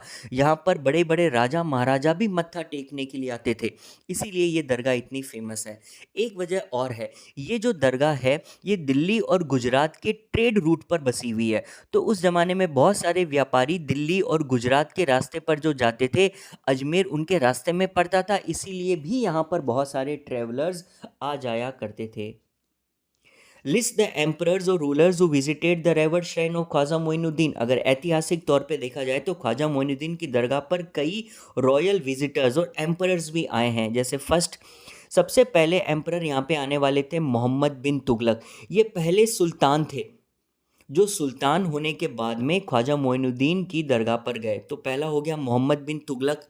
दूसरे थे सुल्तान गियासुद्दीन खलजी जो मालवा के सुल्तान थे। उन्होंने तो यहाँ पर आकर टूम्ब भी बनवाया था, यानी टू हाउस द टूम्ब, उनकी टूम्ब को हाउस करने के लिए उसके ऊपर उन्होंने पूरी छत बनवाई थी। तो शुरुआती कंस्ट्रक्शन सुल्तान गयासुद्दीन खलजी का करवाया हुआ माना जाता है। और तीसरे सबसे बड़े नाम है अकबर। अकबर तो मुगल एम्परर थे। ऐसा कहते हैं कि उन्होंने अजमेर की दरगाह को एक दो बार नहीं बल्कि 14 टाइम्स विजिट किया था अपने जीवन काल में। क्यों आते थे वो यहाँ पर? Seeking blessings for new conquest, जब भी कोई वो नया रीजन जीतते थे या उनकी कोई भी वॉ यानी प्रतिज्ञा पूरी हो जाती थी या जब भी उनको कोई बेटा होता था तो अकबर खुद ख्वाजा मोइनुद्दीन की दरगाह पर आया करते थे। Next question, how can we say that Akbar showed reverence towards Moinuddin dargah? अब जैसा कि हमने बोला कि अकबर यहाँ पे 14 टाइम्स आ चुके हैं, तो और ऐसे कौन से पॉइंट है जो ये बताते हैं कि अकबर ख्वाजा मोइनुद्दीन के प्रति बहुत रेवरेंस यानी बहुत ज़्यादा श्रद्धा भाव रखते थे? First, Akbar went to dargah 14 time, sometimes 2 और 3 times a year. Second point, Akbar visited dargah to seek blessing, जब भी कोई नया कंक्वेस्ट या फुलफिलमेंट ऑफ वॉज या फिर बर्थ ऑफ सन होता था तो वो दरगाह पर जाते थे। Third point, each of these visit was celebrated by generous gift, Akbar वहाँ दिल खोलकर जेनरसली उदार भाव से बहुत सारे गिफ्ट भी दिया करते थे। ऐसा कहा जाता है कि 1568 में जब वो दरगाह गए तो उन्होंने वहाँ पर एक बहुत बड़ा कॉल्ड्रॉन यानी कि डेग यानी कि बड़ी सी कढ़ाई भी गिफ्ट दी थी ताकि वहाँ पर पिलग्रिम्स के लिए कुकिंग खाना बन सके। Fifth point, he also had a mosque constructed within the compound of the dargah, उन्होंने वहाँ दरगाह के कंपाउंड में, वो दरगाह थी लेकिन उन्होंने वहाँ पर एक मस्जिद भी बनवाई। तो वहाँ पर एक दरगाह भी है वहाँ के ख्वाजा मोइनुद्दीन की और वहाँ पर एक मॉस्क को भी अकबर ने बनवाया था। Next, name the Mughal princess who authored a biography of Shaikh Moinuddin Chishti, मुगलों में एक प्रिंसेस एक राजकुमारी हुई थी जिन्होंने ख्वाजा मोइनुद्दीन चिश्ती के ऊपर एक बायोग्राफी लिखी थी। उनका नाम क्या था? तो उनका नाम था जहां नारा। जहां नारा शाहजहां की बेटी थी और उन्होंने मोइनुद्दीन चिश्ती की बायोग्राफी लिखी थी जिसका नाम था मुनिस अल आरवा, जिसका मतलब होता है द कॉन्फिडेंट ऑफ स्पिरिट्स। तो मुनिस अल आरवा उनकी बायोग्राफी थी और लिखने वाली थी जहानारा। अब यहाँ पर एक इंपॉर्टेंट नोट भी दिया गया है आपको, the Sufis did not remain in absolute isolation from political power, ऐसा नहीं है कि ये सूफी बन जाने के बाद में पॉलिटिक्स से कोई भी रिश्ता नाता नहीं रखते थे या पॉलिटिकल पावर से बिल्कुल आइसोलेशन में थे, ऐसा नहीं है। सूफीज तो अनसोलिसिटेड ग्रांट्स भी एक्सेप्ट करते थे। अनसोलिसिटेड ग्रांट का मतलब मांगा नहीं गया है, लेकिन फिर भी अगर कोई पॉलिटिकल क्लास का व्यक्ति, कोई रूलर, कोई एम्परर वहाँ पर ग्रांट या डोनेशन देना चाहता है तो वो उसे एक्सेप्ट करते थे। The sultan in turn setup charitable trust, कई बार तो सुल्तान इन स्पिरिचुअल मास्टर्स के लिए, इन सूफियों के लिए एंडोमेंट्स भी करते थे, यानी इनको चलाने के लिए खर्चा भी देते थे और कभी कभी इनको टैक्स फ्री लैंड भी मिलती है जिसको उस वक्त इनाम कहा जाता था। तो औकाफ यानी कि चैरिटेबल ट्रस्ट बनाई गई थी सुल्तानों के द्वारा और टैक्स फ्री लैंड भी दिया गया था जिसको इनाम कहते हैं। इससे पता चलता है कि सूफी पॉलिटिकल क्लास से बिल्कुल आइसोलेशन में तो नहीं जी रहे थे। अब यहाँ पर ऐसे ही दो और दरगाहों के बारे में बताया गया है, ज़्यादा डिटेल नहीं चाहिए बट बुक में ये जो सोर्स है उसमें से हमने ये पोर्शन लिया है। पहला है चिरागे दिल्ली और दूसरा है दाता गंज बख्श। 18 सेंचुरी में डेक्कन से एक विजिटर आए थे जिनका नाम था दरगाह कुली खान। उन्होंने नसीरुद्दीन चिरागे दिल्ली को लेकर काफ़ी कुछ लिखा था उनकी बुक में जिसका नाम था मुरक्काए दिल्ली यानी एल्बम ऑफ दिल्ली। और ऐसे ही एक बड़े रेवर्ड पर्सन थे हुजविरी, जिनकी वैसे तो मृत्यु 1073 में हो गई थी और उनको लाहौर में बरी किया गया था। अब उस वक्त जो सुल्तान महमूद ऑफ गजनी थे उनके ग्रैंडसन ने उनकी ग्रेव के ऊपर एक टूम्ब कंस्ट्रक्ट करवाया था और ये टूम्ब श्राइन आज वहाँ लाहौर की बड़ी फेमस दरगाह बन चुकी है जहाँ पर लोग उनकी डेथ एनिवर्सरी पर विशेष तौर पे जाते हैं। और आज भी हुजविरी को वहाँ पर दाता गंज बख्श कहा जाता है और वहाँ पर एक दरबार लगता है जिसको कहते हैं दाता दरबार, कोर्ट ऑफ द गिवर। तो वहाँ के लोग मानते हैं कि वो दाता है, वो सबको देता है, तो लोग अपनी मन्नत मांगने के लिए वहाँ दाता गंज बख्श जाते हैं और वहाँ दाता दरबार पर उनकी मन्नतें पूरी होती है। नेक्स्ट क्वेश्चन कहता है describe with examples how the Sufis use the local language in Indian regions to relate with the local population, यानी कि सूफीज़ ने इंडिया में आने के बाद में बहुत पॉपुलैरिटी गेन करी क्योंकि उन्होंने अपनी प्रीचिंग में लोकल लैंग्वेज को अपनाया था। इसको एग्जाम्पल से समझाते हैं। देखिए यहाँ पर टोटल 5 एग्जाम्पल्स दिए जा सकते हैं कि किस प्रकार सूफी लोकल लैंग्वेज का यूज़ कर रहे थे। First, in Delhi those associated with the Chishti सिलसिला conversed in Hindavi the language of the people. Delhi में इन्होंने कानखा बनाने के बाद में वहाँ की लोकल लैंग्वेज में प्रीचिंग करना शुरू किया। लोकल लैंग्वेज में कन्वर्स करते थे, बातचीत करते थे, और वहाँ की लोकल लैंग्वेज थी हिंदवी, तो उन्होंने हिंदवी का यूज़ करना शुरू किया। हिंदवी बेसिकली हिंदी, उर्दू, पारसी का एक प्रकार की मिक्स है, जो प्योर हिंदी भी नहीं है लेकिन उसमें पारसी भी काफ़ी हद तक मिक्स होती है, तो हिंदवी लैंग्वेज में ये कन्वर्स करते थे। सेकंड, कुछ ऐसे भी सूफ़ी थे जैसे कि बाबा फरीद, उन्होंने तो लोकल लैंग्वेज में बहुत सारे वर्सेस भी कंपोज करे और उनके versus were incorporated in the Guru Granth Sahib. बाद में गुरु ग्रंथ साहिब में उनको इनकॉर्पोरेट यानी कि शामिल किया गया। थर्ड एग्जाम्पल, कुछ और भी सूफी थे जिन्होंने लॉन्ग पोएम्स लिखी जिसको कहा जाता है मसनविस, और उस मसनविस में उन्होंने डिवाइन लव को एक्सप्रेस किया है। जैसे इसका एक एग्जाम्पल है, एक सूफी थे जिनका नाम था मलिक मोहम्मद जायसी। मलिक मोहम्मद जायसी ने एक लव स्टोरी यानी कि प्रेम आख्यान लिखा था जो बहुत फेमस है, उसका नाम था पद्मावत।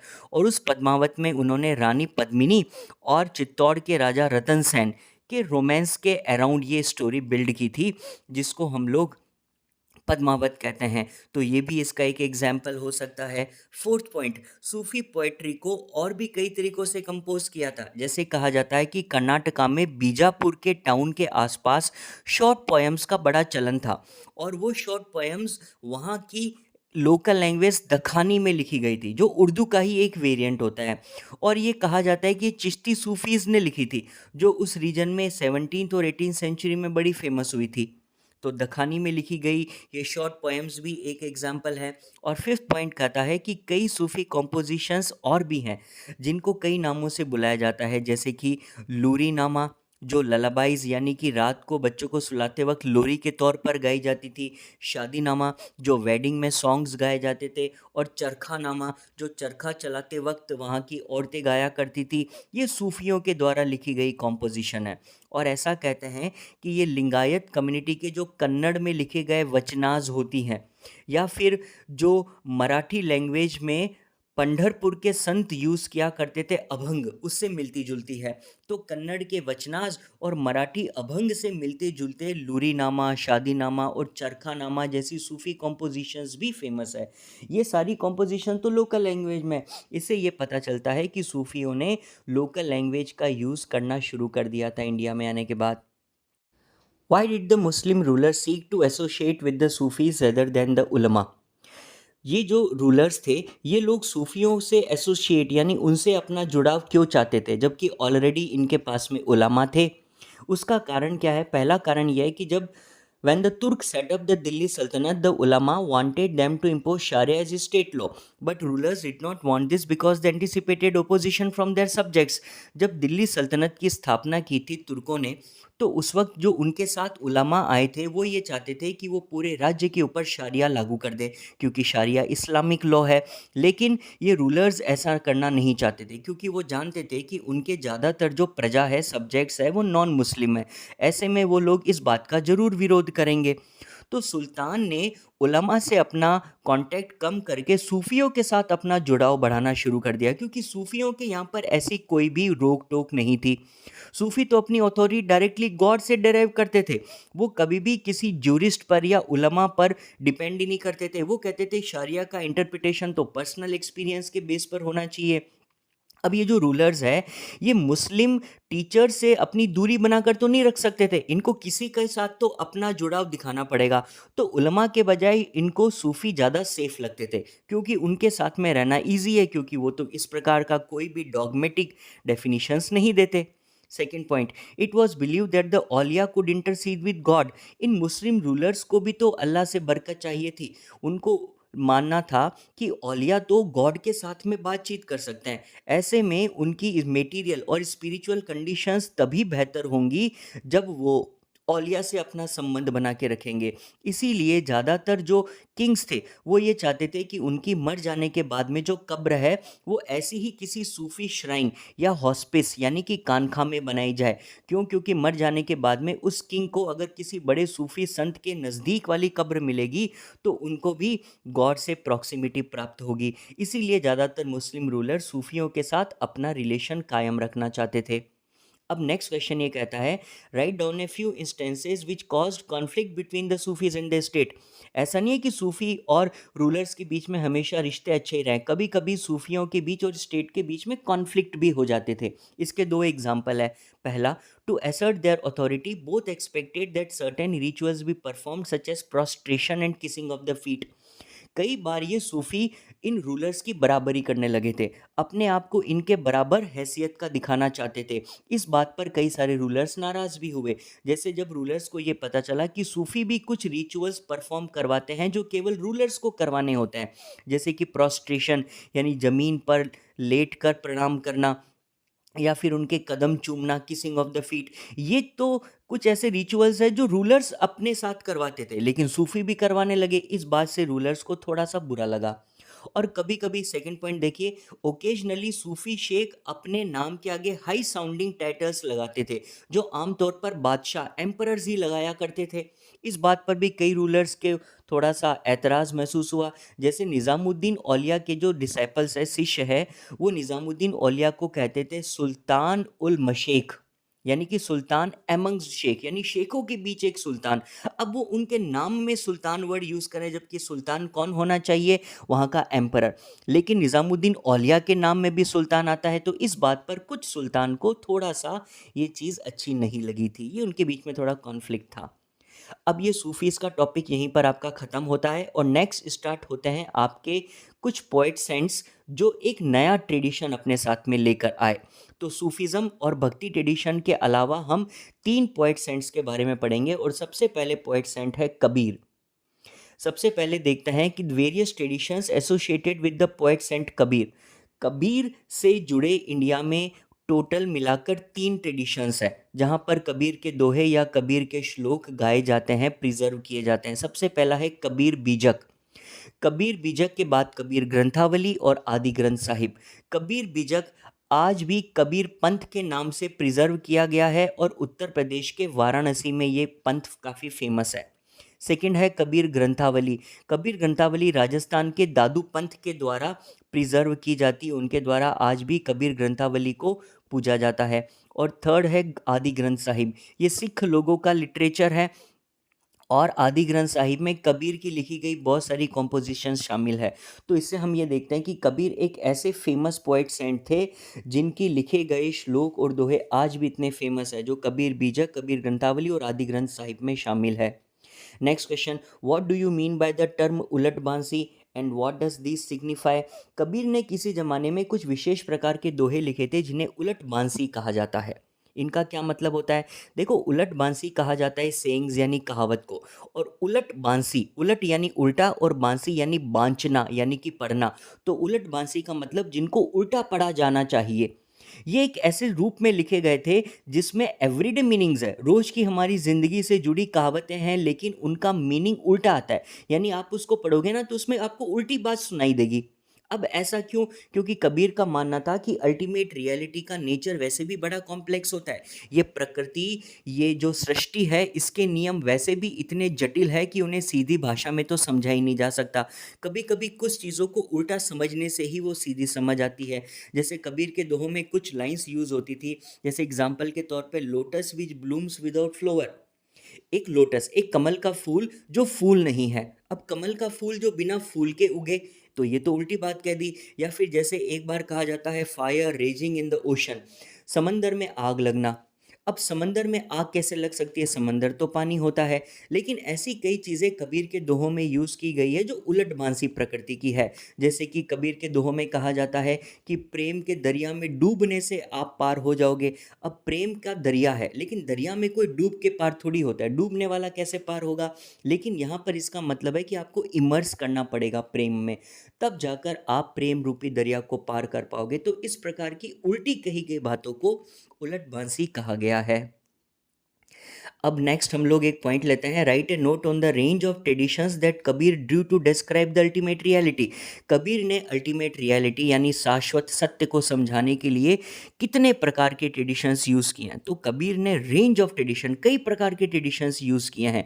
कबीर के वर्सेस में हमें इस्लाम के शब्द भी मिलते हैं, जैसे कबीर ने शाश्वत सत्य को बताने के लिए या खुदा अल्लाह को बताने के लिए भी कई वर्ड यूज़ किए। जैसे उन्होंने वर्ड यूज़ किए अल्लाह, खुदा, हजरत और पीर, ये इस्लाम से जुड़े वर्ड है। वहीं इनके दोहों में वैदांतिक ट्रेडिशन का भी यूज़ हो रहा है। जैसे इन्होंने वर्ड यूज़ किए अलख। अलख का मतलब अलक्ष्य यानी जिसे देखा ना जा सके, अनसीन, या फिर निराकार, निराकार यानी जिसका कोई रूप नहीं है, या ब्रह्मा या आत्मा।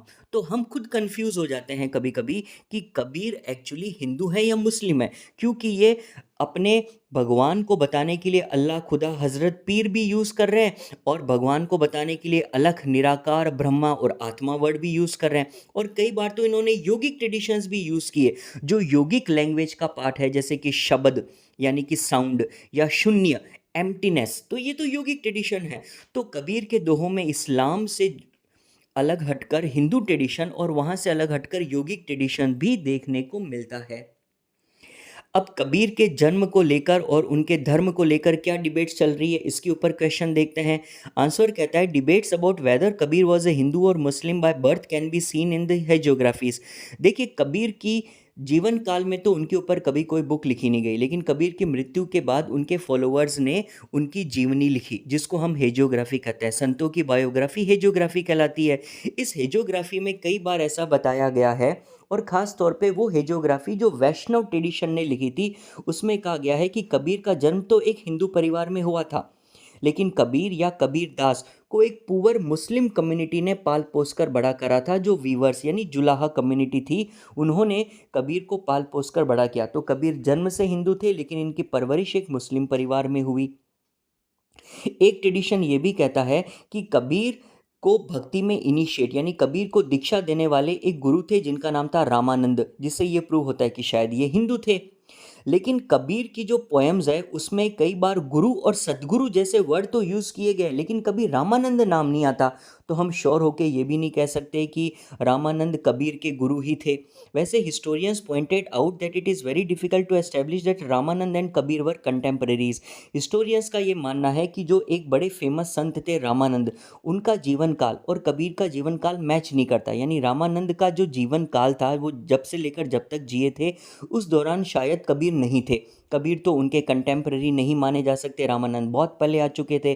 तो ऐसे करके ये कुछ डिबेट्स है जो आज भी चल रही है कि वो जन्म से हिंदू थे या मुस्लिम थे, उनका धर्म क्या था, उनके गुरु कौन थे। ये डिबेट्स है, इनके बारे में हमें कुछ कंफर्म नहीं पता।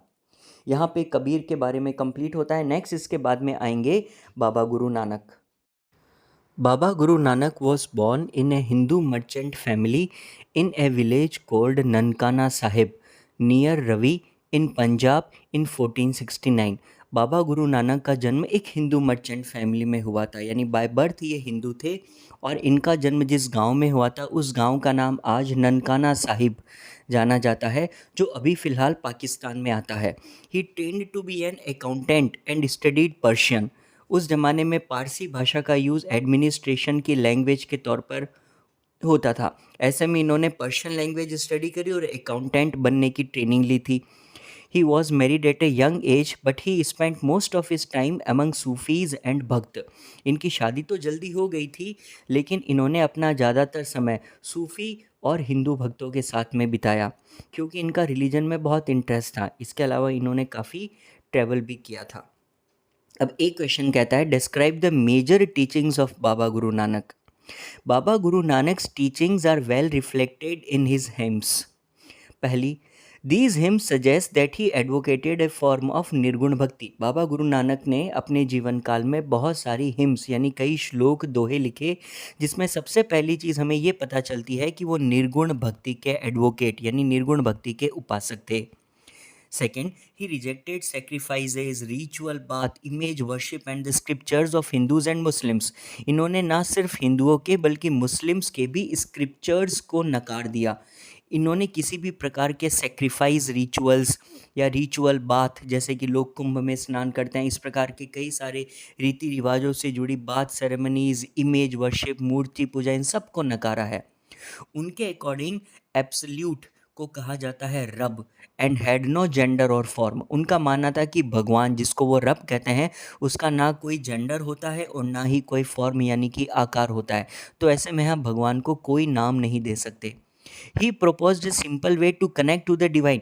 अब जब लोगों ने उन्हें पूछा कि अगर भगवान का कोई जेंडर नहीं, कोई फॉर्म नहीं, तो हम भगवान से कनेक्ट कैसे करें, क्योंकि अगर भगवान का कोई रूप होता या भगवान का कोई जेंडर होता तो उनको मन में याद कर पाना सरल होता। लेकिन बाबा गुरु नानक ने कहा कि डिवाइन से कनेक्ट करने के लिए आपको क्या करना है, डिवाइन नेम रिमेंबर करना है, यानी कि आपको डिवाइन का नाम ही जपना है बस। He express his ideas through hymns called shabad in Punjabi. इन्होंने अपने आइडियाज़ एक्सप्रेस करने के लिए कई सारे श्लोक लिखे जिनको पंजाबी भाषा में शबद कहा जाता है। पंजाबी उस क्षेत्र की लैंग्वेज हुआ करती थी और इन शब्द को कई राग में गाया जाता है। इसके अलावा उन्होंने अपने फॉलोअर्स की एक कम्युनिटी ऑर्गेनाइज करी और उनके लिए कुछ रूल्स बनाए। He set up rules for congregational worship. Baba Guru Nanak कहते थे कि कॉन्ग्रीगेशनल वर्शिप होनी चाहिए। कॉन्ग्रीगेशनल वर्शिप का मतलब होता है संगत, यानी लोगों को साथ में बैठकर वर्शिप करना चाहिए, सब लोगों को साथ में बैठकर रब का नाम याद करना चाहिए। 7th point, he appointed one of his disciples Angad to succeed him as the preceptor.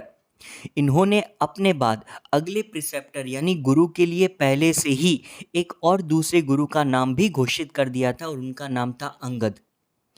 And 8th point कहता है Guru Nanak did not want to establish a new religion.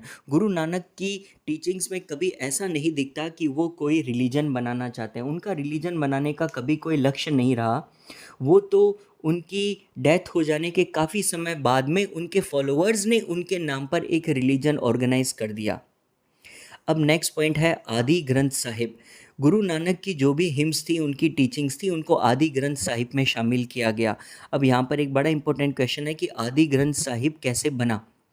तो जिस प्रकार बाबा गुरु नानक ने अपने बाद गुरु अंगद को प्रिसेप्टर घोषित किया था, गुरु अंगद ने अपने बाद फिर किसी को प्रिसेप्टर घोषित किया, ऐसे करके एक प्रथा चल गई अपने बाद एक अगले गुरु का नाम घोषित करने की।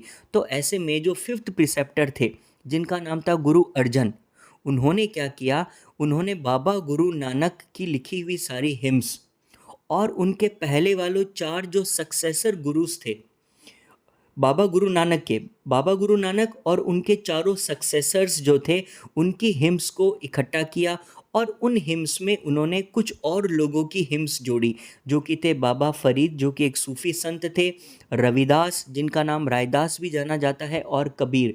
इन सब की हिम्स को मिलाकर लिखा आदि ग्रंथ साहिब। तो आदि ग्रंथ साहिब किसने कंपाइल किया? गुरु अर्जन ने। और कैसे कंपाइल किया? बाबा गुरु नानक की हिम्स, बाबा गुरु नानक के चारों सक्सेसर्स की हिम्स, बाबा फरीद, रविदास और कबीर, इनकी लिखी गई हिम्स, इन सब को मिलाकर बनता है आदि ग्रंथ साहिब। इन सभी हिम्स को वैसे उनकी भाषा में गुरबानी कहा जाता है, जिसे हम लोग श्लोक या दोहे कह रहे हैं, उनकी भाषा में ये होती है गुरबानी, यानी गुरु की वाणी। और आदि ग्रंथ साहिब के बाद में आगे जाकर बना था गुरु ग्रंथ साहिब। अब गुरु ग्रंथ साहिब के लिए उन्होंने क्या प्रोसेस किया था? जिस प्रकार 5th प्रिसेप्टर आदि ग्रंथ साहिब को लिखते हैं, उसी प्रकार जो 10th प्रिसेप्टर थे वो थे गुरु गोविंद सिंह। गुरु गोविंद सिंह ने क्या किया? उन्होंने पहले आदि ग्रंथ साहिब को लिया और आदि ग्रंथ साहिब में 9th गुरु तेग बहादुर की कॉम्पोजिशंस को और ऐड कर दिया।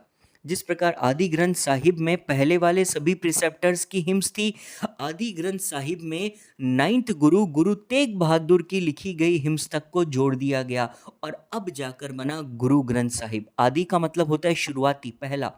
तो पहले आदि ग्रंथ साहिब आया, फिर उसमें 9th गुरु तेग बहादुर तक की हिम्स जुड़ गई और फिर फाइनली बना गुरु ग्रंथ साहिब, जो आज सिखों की सबसे रेवर्ड स्क्रिप्चर मानी जाती है। अब नेक्स्ट पॉइंट इससे बनता है वो है खालसा पंथ। गुरु गोविंद सिंह ने खालसा पंथ की स्थापना भी की थी। खालसा का मतलब होता है खालिस, यानी कि प्योर। तो खालसा पंथ हो गया आर्मी ऑफ द प्योर।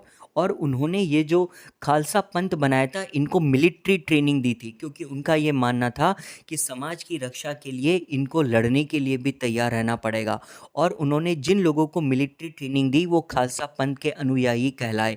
और इन खालसा पंथ के 5 सिंबल्स होते थे, 5 क। और ये 5 क थे: uncut hair, a dagger, a pair of shorts, a comb और स्टील बैंगल। ये नाम तो इंग्लिश में है, बट अगर आप हिंदी में देखेंगे तो ये पांचों नाम क से शुरू होते हैं: कृपाण, कच्छ, कड़ा, केश और कंगा। तो ये 5 क जो थे ये खालसा पंथ का सिंबल बन गए। Under him the community got consolidated as a socio religious and military force. ये ना सिर्फ एक सोशियो रिलीजियस बल्कि एक मिलिट्री फोर्स बनकर उभरी।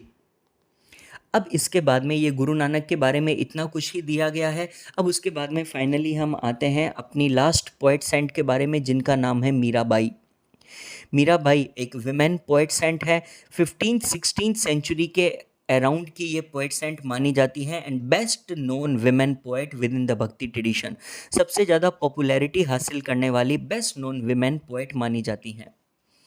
सबसे पहले पॉइंट इनके बारे में कहा जाता है, she was a Rajput princess from Merta in Marwar who was married against her wishes to a prince of the Sisodia clan of Mewar Rajasthan.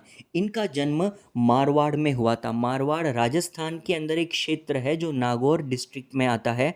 वहाँ पर मेड़ता में इनका जन्म हुआ, यानी मारवाड़ में ये जन्मी। और इनकी शादी, वैसे ये शादी करना नहीं चाहती थी, लेकिन इनकी विशेष के अगेंस्ट इनकी शादी मेवाड़ क्षेत्र में कर दी गई थी। और सिसोदिया क्लैन, सिसोदिया कुल में इनकी शादी हुई थी, यानी ये खुद एक प्रिंसेस थी और फिर इनकी शादी भी एक रानी के तौर पर हुई है। She defied her husband and did not submit to the traditional role of wife and mother, instead recognising Krishna the avatar of Vishnu as her lover.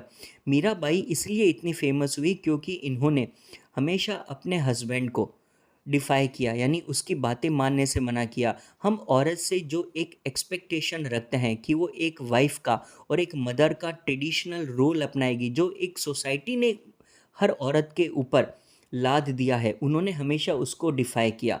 और उन्होंने कृष्ण को, जो कि विष्णु के अवतार हैं, अपने लवर के तौर पर माना। मीराबाई कृष्ण से भक्ति का भाव रखती थी जो प्रेम के रूप में था।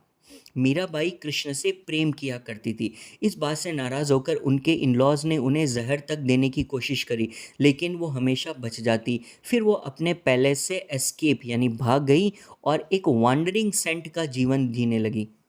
उन्होंने अपने महल छोड़ दिए और एक भटकते रहने वाले वांडरिंग सेंट के रूप में सॉन्ग्स कंपोज करने लगी। और इनके सॉन्ग्स में बहुत इंटेंस एक्सप्रेशन ऑफ इमोशंस नज़र आते हैं। कहा जाता है कि मीराबाई ने अपने गुरु एक व्यक्ति को चुना था जिसका नाम था रायदास, जो कहने को एक लेदर वर्कर थे। उस ज़माने में लेदर वर्कर, जिनको उस वक्त कई लोग चमार जाति भी कहते थे, उन्हें एक दलित या फिर लोअर क्लास का व्यक्ति माना जाता था। इससे हमें एक चीज़ और पता चली कि मीराबाई ने जहाँ एक औरत से जैसी उम्मीदें रखी जाती हैं, ना सिर्फ उसको डिफाई किया बल्कि कास्ट सोसाइटी को भी डिफाई किया। क्यों? क्योंकि रायदास एक लोअर कास्ट के लेदर वर्कर होने के बावजूद अगर मीरा उनको अपने गुरु के रूप में स्वीकार करती है तो ये समाज के बनाए जाति के नियमों का भी एक प्रकार से उल्लंघन होता है। इस प्रकार मीराबाई का चरित्र था। आज ये राजस्थान और गुजरात में बहुत लोगों की पूजनीय हैं। मेड़ता में इनका बहुत बड़ा मंदिर भी है। अब आते हैं हम लोग एक और पॉइंट की ओर, जो कि है शंकरादेव। ये एक एडिशनल पॉइंट है जो आपकी बुक में शोर्स के तौर पे दिया गया है, काफ़ी अच्छा है, आप इसको भी पढ़ सकते हैं। शंकरादेव लेट 15th सेंचुरी के पोएट सेंट थे जो वैष्णविज्म के लीडिंग प्रोपोनेंट माने जाते हैं आसाम में, यानी कि ये इंडिया के नॉर्थ ईस्ट वाले हिस्से से बिलोंग करते हैं। शंकरादेव आसाम में वैष्णविज्म के लीडिंग प्रोपोनेंट माने जाते हैं, गुरु माने जाते हैं। उनकी टीचिंग्स को एक जगह पर कंपाइल किया गया है और उन्हें नाम दिया गया है भगवती धर्म। क्यों? क्योंकि इनकी जो टीचिंग्स है वो भगवत गीता, भगवत पुराण पर आधारित है और इनकी सुप्रीम डीटी खुद विष्णु हुआ करते थे। इन्होंने हमेशा एम्फेसाइज किया नाम कीर्तन पर या फिर भगवान के नाम रिसाइट करने पर, और ये सत्संग करवाते थे, कॉन्ग्रीगेशनल वर्शिप, जैसा कि बाबा गुरु नानक ने भी जोर दिया था। इसी प्रकार इनकी भक्ति में भी सत्संग शामिल था। इसके अलावा he also encourage establishment of satra और मोनास्ट्रीज़ एंड नामघर और प्रेयर हॉल, और इनकी प्रेरणा से आसाम में मोनास्ट्रीज़ बनाई गई जिनको सतरा कहा जाता है, या फिर नामघर, जहाँ पर बैठकर भगवान का नाम लिया जाता है। Many of these institution and practices continue to flourish in the region. आज तक शंकरा देव वहाँ पर एक बहुत ही पूजनीय हस्ती हैं। इनफैक्ट वहाँ की सोसाइटी में शंकरा देव को आज भी उतनी ही रेवरेंस से देखा जाता है, और इनकी सभी कॉम्पोजिशंस को मिलाकर बाद में एक लिटरेचर भी तैयार किया गया था जिसका नाम है कीर्तन घोष, जो शंकरा देव के नाम पर है। यह आपके बुक में दिया गया एक एडिशनल सोर्स था, और यहीं पर आपका चैप्टर ख़त्म होता है।